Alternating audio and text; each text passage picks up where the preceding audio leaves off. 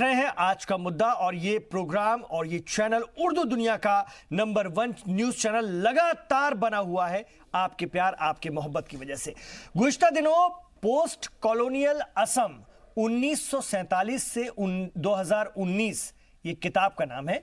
नाम फिर से बता रहा हूं आपको, पोस्ट कॉलोनियल असम 1947 से 2019 नाम की एक किताब के इजरा के मौके पर chief justice of India justice Ranjan Gogoi साहब ने एनआरसी को लेकर अपने ख्यालात का इजहार किया और असम में इसे नाफिज करने की हिमायत की। उनके मुताबिक एनआरसी मुस्तकबिल के लिए बुनियादी दस्तावेज है, यानी मूल दस्तावेज ये बनने जा रहा है, मूल कागजात ये बनने जा रहा है आगे आने वाले दिनों के लिए, भविष्य के लिए। इससे पहले रियासत में गैर कानूनी तौर पर रह रहे लोगों के लिए सिर्फ कयास ही लगाए जा सकते थे। हालांकि एनआरसी कोई नई सोच नहीं है। उन्होंने ये भी बताया 1951 में ही इस पर काम किया जा चुका है और मौजूदा एनआरसी सिर्फ 1951 के आदाद-ओ-शुमार को दुरुस्त करने की एक कवायद भर है। चीफ जस्टिस ने अपने ख्यालात का इजहार करते हुए कहा कि गैर कानूनी तौर पर मुल्क में रह रहे लोगों की तादाद जानने के लिए एनआरसी सबसे पुरअमन तरीका, शांतिपूर्ण तरीका है। गौरतलब है कि जस्टिस गोगोई एनआरसी की निगरानी करने वाली सुप्रीम कोर्ट की बेंच के चीफ भी हैं, लेकिन वो एक तकरीब में, एक प्रोग्राम में ये बात रख रहे थे। इतना ही नहीं, इस तकरीब में उन्होंने ये भी कहा कि एनआरसी जिस तरह से जो दस्तावेज होगा आने वाले भविष्य का आगे के लिए, उसे बेवजह की बयानबाजी ने बड़ा नुकसान पहुंचाया है। एनआरसी को लेकर मुल्क में हो रही सियासत ने क्या वाकई इस अहम काम को मुतासिर किया है, इस पर भी हम आज बात करेंगे। ये बड़ा सवाल भी है। अगर असम की बात की जाए तो यहां पर गैर कानूनी तौर पर रह रहे बांग्लादेशियों को लेकर घबराहट, खौफ और तशद्दुद का माहौल हमेशा बना रहता है, जिसकी वजह से इनकी तादाद को लेकर सिर्फ अंदाजे और फिर उस पर अपनी अपनी सियासत होती रही है। इससे बहुत से लोगों में एनआरसी को लेकर भी खौफ है। एक तरफ तो तादाद को लेकर एक वर्ग में खौफ है, तो दूसरे वर्ग में एनआरसी को लेकर खौफ पैदा होता जाता है, जिससे पूरी प्रोसेस सवालों के दायरे में आती चली गई और अक्सर शिकार हो जाती है सियासत का। और जब पूरे मुल्क में एनआरसी की जरूरत को लेकर बातें या तरह तरह की अफवाहें सामने आती हैं, सियासी बयान सामने आते हैं, तो फिर सियासत को एक नया मुद्दा मिल जाता है और उस पर सब अपने अपने तरीके से रोटियां सेकना शुरू कर देते हैं। तो ये बहुत अहम सवाल है जिनके इर्द गिर्द हमारी आज चर्चा चलेगी और जस्टिस गोगोई ने जो बातें रखी हैं उनके इर्द गिर्द ही मैं जानने समझने की कोशिश करूंगा अपने मुअज़्ज़िज़ मेहमानों से।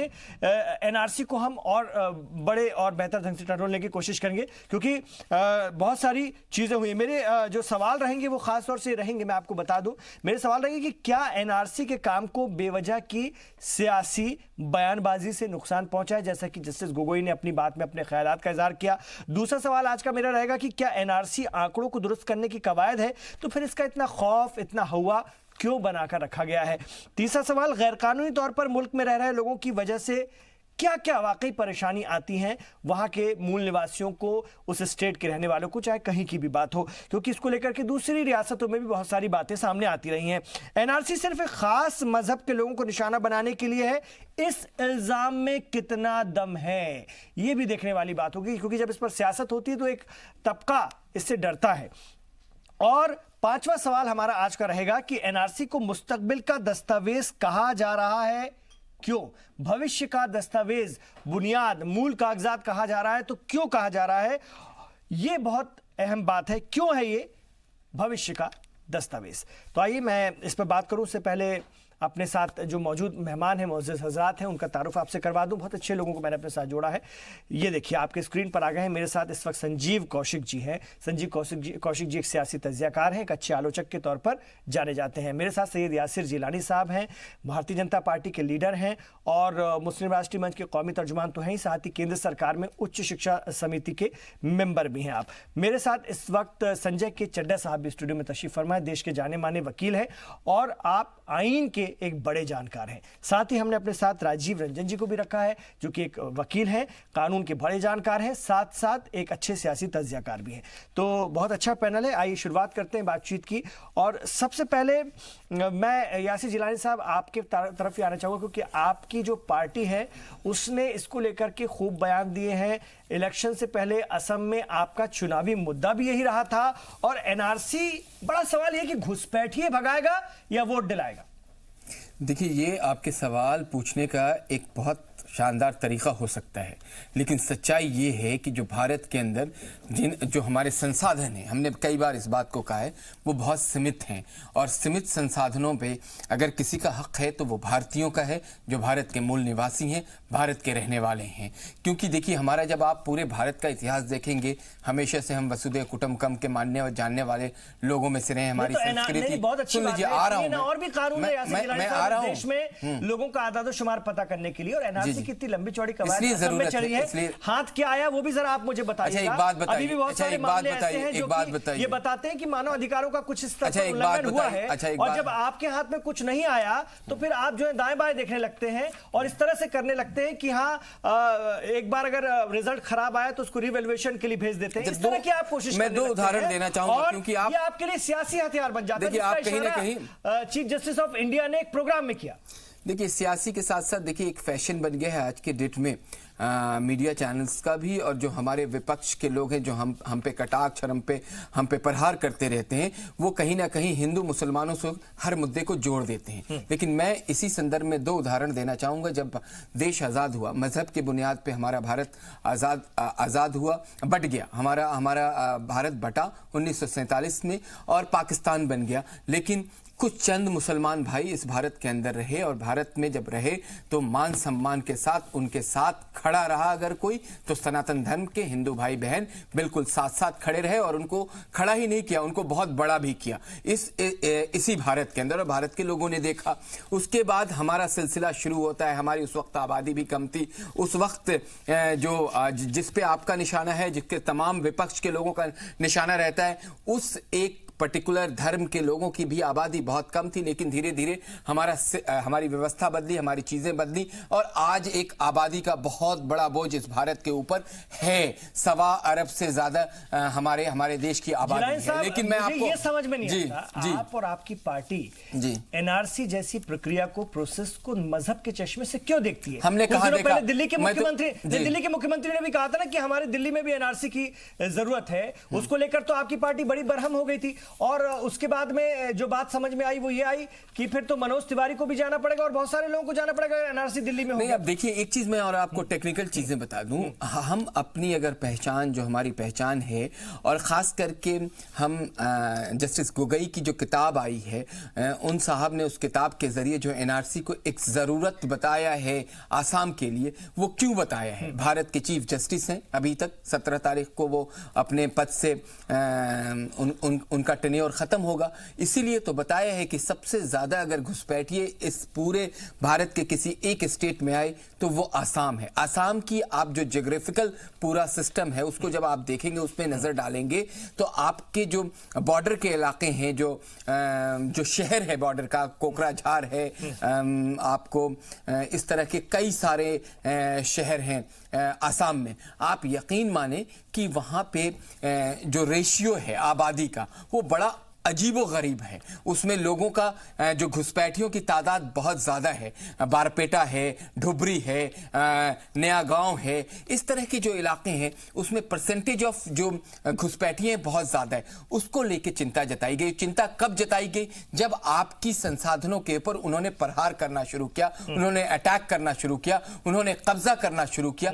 तब यहाँ के मूल निवासियों को लगा कि हमें इस बात को आगे लोगों तक पहुंचाना होगा पूरे भारत में। जब पूरे भारत में ये बात आई सामने, तो और भी बहुत सारे राज्यों में यही वाली बीमारी। हम माना कि हम वसुधैव कुटुंबकम के मानने जानने वाले लोग हैं, हम माना कि हम अपनी संस्कृति को कभी अलग नहीं होने देते हैं, हम अपने सांस्कृतिक सारी धरोहर और सारे सिस्टम्स को लेकर चलने वाले लोग हैं। लेकिन क्या ये जरूरी नहीं है? और मैं आपको एग्जाम्पल के तौर से, अभी मैं विदेश के 4-5 मुल्कों में से होके आ रहा हूं। यकीन मानिए कि अगर एक दिन भी आपका वीजा एक दिन भी एक्सपायर कर जाता है, मान लीजिए अगर मेरे को 15th में वापस आना है और मैं किसी गलती से भी 16th अगर हो जाती है, अगर मैं मतलब कुछ भी ताकत लगा दूं, वो मुझे उठा के लाके एयरपोर्ट पे छोड़ देंगे। 1 मिनट भी कोई भी देश बर्दाश्त नहीं करता है। ये तो भारत है जहां सालों साल से लोग रह रहे हैं और भारत के लोग रहने देते हैं। ये हमारी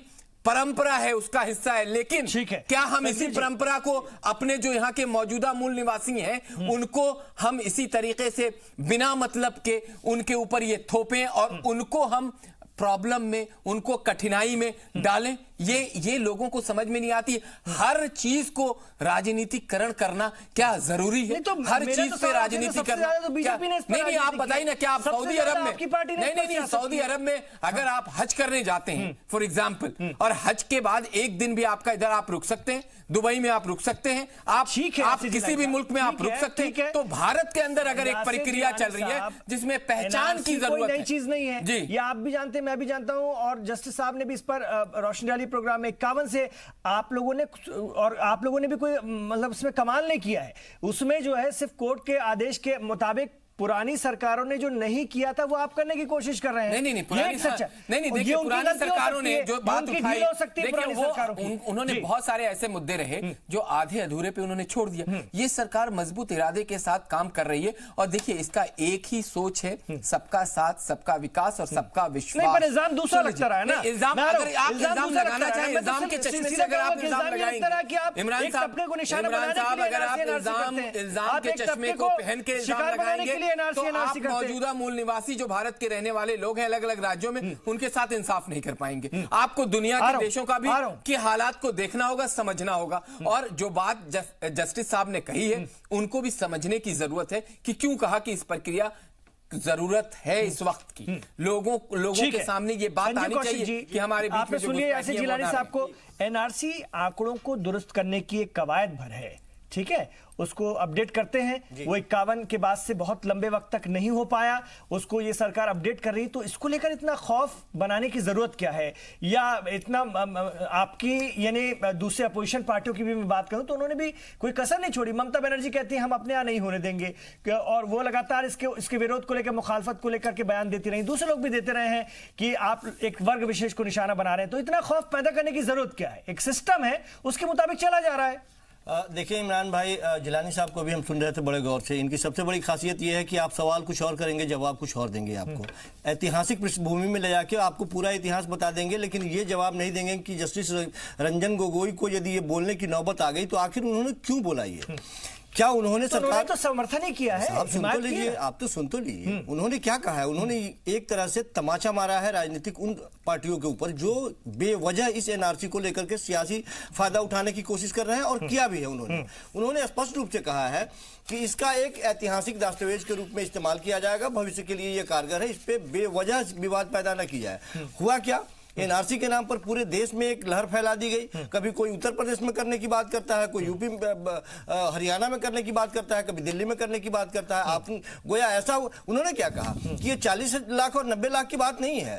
स्पष्ट रूप से उनका संदेश ये था कि ये बाहर निकाल के फेंकने की बात नहीं है। कौन नेता आप बताएं, हम आपको नाम बताते हैं कि किन राजनेताओं ने बड़े बड़े मंचों से क्या क्या दावा किया। 40 लाख नहीं संजीव जी, एक क्या नहीं आप इल्जाम लगा लीजिए, मैं गलत बोल रहा हूँ। संजीव जी, कहा गया या नहीं कहा गया को नहीं छोड़ा जी, आप उनको सुनिए जो भारत को बनाने में जिनका रोल है, जो मेन लोग हैं, उनको समझने की कोशिश कीजिए।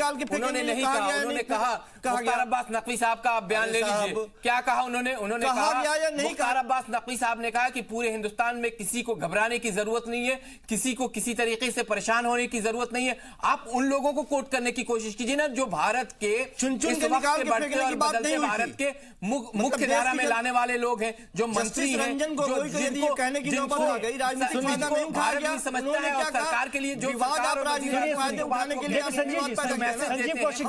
संजीव कौशिक जी, इसको ऐसे भी यासिर जिलानी जी, संजीव कौशिक जी, देखिए राजनीति का शिकार या राजनीतिक वजूहात ऐसी भी होती है, वो भी मैं आपको बता देता हूं, फिर आप जवाब देना। आपने इल्जाम लगा दिया कि चुन चुनकर निकालेंगे, इस तरह के बयान दिए गए, इसमें कोई शक नहीं है, और वो सफाई दे रहे हैं, ठीक है। लेकिन 1985 में राजीव गांधी सरकार ने भी एक अकाउंट साइन किया था एनआरसी कराने का, लेकिन अंदरूनी मुखालफत हुई वहां पर, सियासत के चलते ये मामला पीछे ढकेल दिया गया। इसको आप सुनिए ना, 5 मई 2005 को भी मनमोहन सिंह सरकार ने फैसला किया कि एनआरसी अपडेट का काम शुरू किया जाएगा। इस दौरान वहां पर असम में आक्सू जो था, all Assam minority student union, इसने विरोध किया। वो लोग हिंसा पर उतर आए, तशद्दुद पर उतर आए, कांग्रेस सरकार डर गई और काम को रोक दिया। तो कहने का मतलब सबने अपने अपने ढंग से तो सियासत की है ना, ये भी तो कांग्रेस की एक अपना सियासी वही फैसला मैं था कह ना। रहा हूं, वही मैं कह रहा था, यदि कांग्रेस ने सियासत करी, यदि कांग्रेस लागू नहीं कर पाया तो उसके पीछे रीजन यही था कि हो सकता है कि कांग्रेस के पास इसके समग्र रूप से एक कोई खाका तैयार नहीं हो कि आखिर यदि हम गिनती कर लेंगे इन लोगों की, यदि पहचान कर लेंगे तो कहां ले जाएंगे, कहां रखेंगे, क्या करेंगे। हो सकता है वो अपने आप को उसमें सक्षम नहीं पाता हो, लेकिन आपने यदि किया, आपने यदि शुरुआत कराई, तो सवाल यदि आपसे किए गए तो आप किसी और बात पे ले जाके कहने लगे कि हम चुन चुन के निकाल के फेंकेंगे। सवाल तो अभी भी वही है।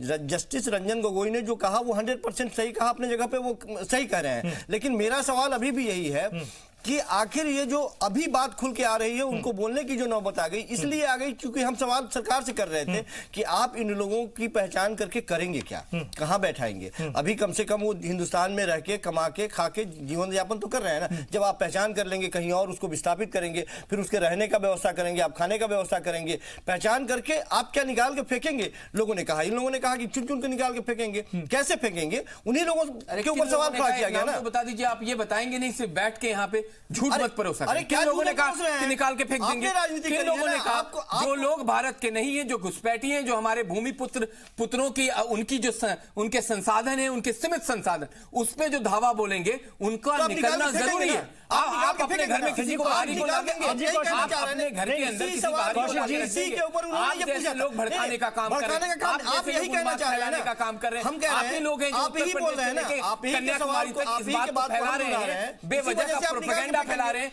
कि आप अपना आधार कार्ड सही करा लीजिए, आप गलत क्या है, आप देखिए ना, आप अपना आई कार्ड सही करा लीजिए, इलेक्शन आई कार्ड आप प्रोसेस तो ये है ना कि जो हमारा नागरिक नहीं है, जो बेवजह रह रहा है, जो कहां फेंकेंगे, कहीं भी फेंकेंगे, लेकिन यहाँ तो नहीं रह सकते। आप अपने घर का कूड़ा किसी और के दरवाजे पर, अरे तो आप अपने घर में रखिएगा क्या? ये तो खौफ बनाने की कोशिश है। चलिए मैं आ रहा हूँ मैं वकील साहब से समझ लेता हूँ। संजय चड्डा जी पीढ़ियों से जो रह रहे हैं वो भारतीय है। सुनिए, देखिए, जिसके पास सारे पेपर हैं, जिसके पास सारे दस्तावेज हैं, वो बाहर का नहीं हो सकता। जिलानी साहब 20 लोगों को, 40 लोगों को, 50 लोगों को, बड़ा आसान है, सुनिए, बड़ा आसान है यहाँ से वहां सुनिए। लेकिन जब आप लाखों की बात कर रहे हैं, ये आसान नहीं है, आपका कोई समझौता नहीं है इसके साथ। लेकिन आप देखिए, जो लोग जिलानी साहब सुन लीजिए ना जी। मैं संजय चड्डा जी, आप तो बहुत बड़े कानून के जानकार हैं, मुझे बताइए, जो सवाल, जो खदशात संजीव जी उठा रहे हैं, कहाँ फेंकेंगे लोगों को, क्या एकाएक लोगों को बिल्कुल बाहर निकाल देना मुमकिन है, कानून क्या कहता है, और एनआरसी बिना इंसानी हुकूक की खिलाफ वर्जी के, यानी मानव अधिकारों के उल्लंघन के भी हो सकता है क्या, ये मुमकिन है क्या, ये मुझे जरूर आप बताइए। और दूसरा, सरकार ने फॉरेन ट्रिब्यूनल में अपील करने का वक्त भी काफी बढ़ाया है, पहले कम था, फिर उसको और बढ़ाया है। तो मानव अधिकारों का उल्लंघन तो कहीं ना कहीं होगा, लेकिन जो संजीव जी के खदशात हैं वो कितने सही है, उस पर जरा रोशनी डाल दीजिए। देखिए, जहाँ तक बात है कि आज के परिप्रेक्ष्य में जब हम बात कर रहे हैं, हमारे जो चीफ जस्टिस ने एक फंक्शन में इसके बारे में बात कही और कहा कि उन्होंने जो कहा वो ये था कि ये एक मूल डॉक्यूमेंट बन गया है।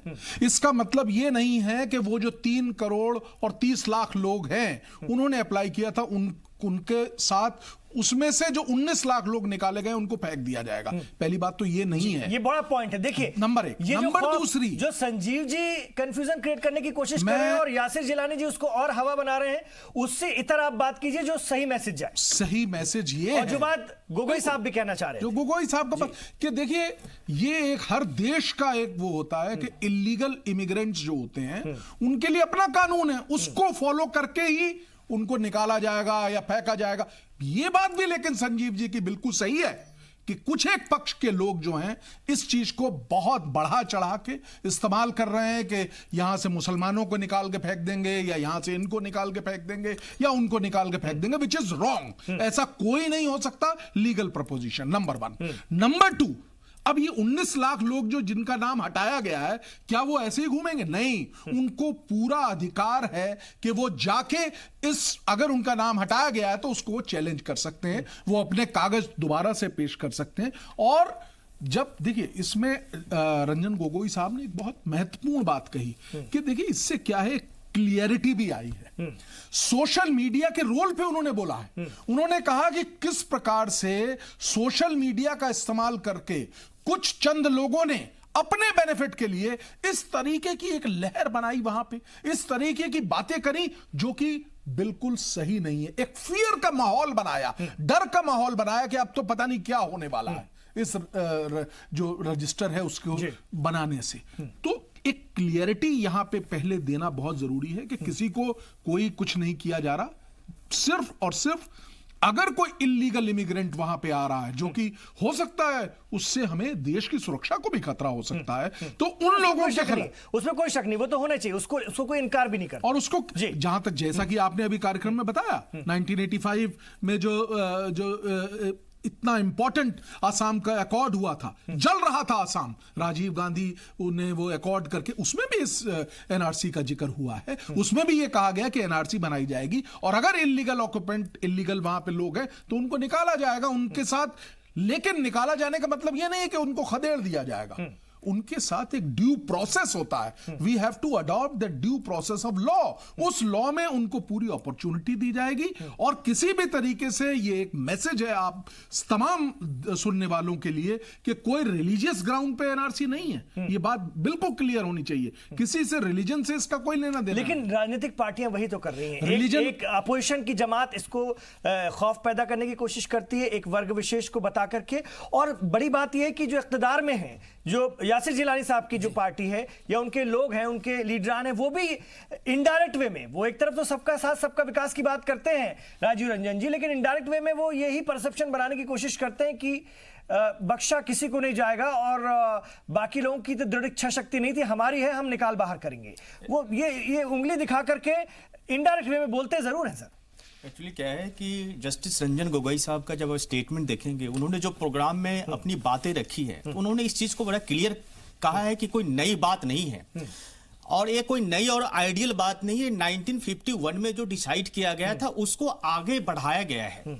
उन्होंने एक चीज बहुत स्पष्ट रूप से बताया है इमरान साहब कि एक फ्यूचर, एक बेस फ्यूचर का एक प्रोस्पेक्ट तैयार किया जा रहा है। इलीगल इमिग्रेंट्स की बात कहे हैं, उन्होंने ये भी कहा है कि सोशल मीडिया या जो कुछ मीडिया चैनल्स हैं जो इसको गलत ढंग से जो प्रपोज कर रहे हैं या फिर जो पब्लिक के बीच ला रहे हैं, उनके लिए भी उन्होंने इंडिकेट किया है कि उनको इस तरह का गलत बयानबाजी नहीं करनी चाहिए। इसमें मैं नहीं समझता हूं कि किसी भी पॉलिटिकल पार्टी का किसी भी तरह का कोई भी योगदान है। अब ये माना जा सकता है कि ठीक है, कांग्रेस की गवर्नमेंट थी 1985 में, अगर राजीव गांधी ने उस पर क्या एक्शन लिया, 1951 में क्या हुआ और आज उन्होंने क्या किया। अभी भी जो हुआ है सुप्रीम कोर्ट के डायरेक्शन में हो रहा है और चीफ जस्टिस रंजन गोगोई साहब इसको अपने सुपरविजन में सारे चीजों को करवा रहे हैं। तो इसमें किसी भी कोई पॉलिटिकल पार्टी का एक तो इंटरफेरेंस होना नहीं चाहिए।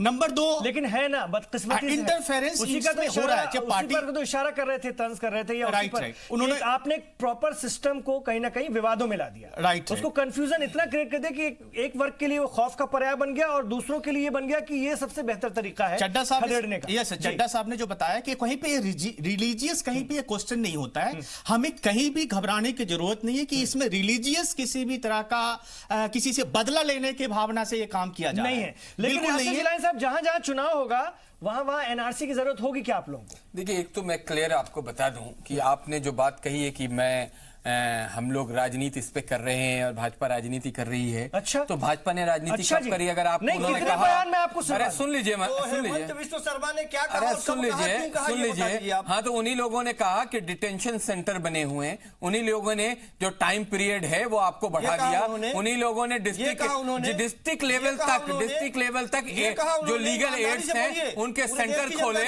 और उन्होंने कहा कि आपके छोटे अदालत से लेके सर्वोच्च अदालत तक आपके पास, आपके आईन ने आपको ताकत दी है कि आप लड़ सकते हैं अपने आप को प्रूफ करने के लिए। हरियाणा में नहीं, यासिर जिलानी साहब, अगर आप चुनाव आने वाले थे, हरियाणा में चुनाव आने वाले थे, शगुफा आ रहा है कि हरियाणा में भी एनआरसी करवाएंगे जरूरत पड़ी तो, दिल्ली में चुनाव आने वाले हैं, पहले शगुफा आया कि दिल्ली में भी एनआरसी कराएंगे जरूरत पड़ी तो। ये आप ही लोगों की पार्टी की तरफ नहीं तो सुन लीजिए, अगर जो इलीगल नहीं, जो बयान देने वाले हैं, अगर आप, मैंने आपसे सीएम पूछा, लेवल के लोग अरे थे। मेरे सुन लीजिए, आप अमेरिका का उदाहरण लीजिए, उससे बड़ा सुपर पावर तो दुनिया में नहीं है। वो अपने बाउंड्री के अंदर किसी को घुसने नहीं देता, गोली मार देता है। बहुत अहम बात है बॉर्डर के ऊपर। अगर आप कोशिश करेंगे, दो बातें मैं कहना फिर चाहूंगा। भी हम तो जी जिलानी साहब के जवाब में दो बातें। एक बड़ी ये तंज ले रहा हूं उनके ऊपर कि इन्होंने कहा, हाँ दीजिएगा आप जवाब। इन्होंने कहा कि देखिए किस बड़े लीडर्स की बात सुनिए, छोटों की बात सुनिए। यानी कि अब अगर आपको संजीव जी कोई बात सुननी हो तो पहले आप यासिर साहब से पूछ लिया करिए कि कौन से नेता की बात हम सुना करें। आधे लोग ये लोग कहते हैं कि मुसलमानों को निकाल देंगे, ये कर देंगे, वो कर देंगे, पॉलिटिकल स्टेटमेंट देते हैं, और आधे लोग ये कह देते हैं कि भाई नहीं, इसको कवर अप करो। नंबर दूसरा, चड्ढा जी देखिए, आपको कहने के लिए कुछ भी कह सकते हैं। आप कम से कम आप बड़े संजीदा व्यक्ति हैं, अच्छे वकील हैं, आप कानून के जानकार हैं। आप कम से कम हवाई और व्हाट्सएप यूनिवर्सिटी की जो खबर है उसको, उसके जरिया के अकॉर्डिंग आप किसी एक आदमी का नाम बताइए जिसने ये कहा कि मुसलमानों को खदेड़ देंगे। एक आप भारतीय जनता पार्टी के लीडर का नाम बताइए। इस पर एक छोटा सा एक वक्फा ले रहा हूं मैं। देखिए पूरा बयान सुनिए, बहुत संजीदा विषय के बयान को लाके सामने संजीव जी, एक ब्रेक लेना पड़ रहा है मुझे। मैं आप लोगों से गुजारिश करता हूं, संजय जी आपसे भी, कि ये बहुत संजीदा विषय है, इसको सुनना चाह रहे हैं, खासतौर से माइनॉरिटी के लोग इसको सुनना चाह रहे हैं, क्योंकि एनआरसी को लेकर के बड़ा खौफ बनाया गया है और बड़ी कंफ्यूजन भी है। ठीक है, तो मैं चाहूंगा आप लोग एक एक करके बोलें, तो जो सही बात है, संजीदा बात निकल कर आई।